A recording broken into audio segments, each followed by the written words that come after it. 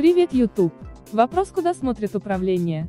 Не забудь написать свое мнение и распространять это видео. Нурафтем.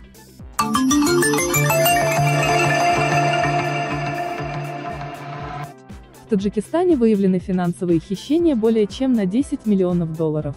В Таджикистане во время финансовых проверок за 9 месяцев текущего года выявлен финансовый ущерб на сумму свыше 10 миллионов долларов.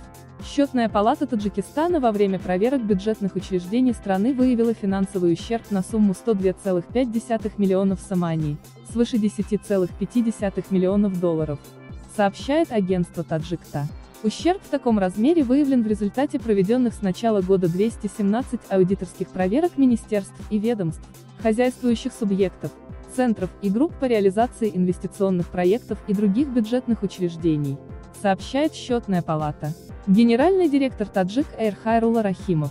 Ранее по итогам первой половины нынешнего года отмечалось, что большинство фактов денежно-материального ущерба обнаружились в результате хищения бюджетных средств, занижения и сокрытия налогов, завышения объема ремонта и строительства, незаконного расхода, необоснованного списания. Также были обнаружены хищения в результате продажи и аренды государственного имущества и невыплаты дивидендов по государственным акциям.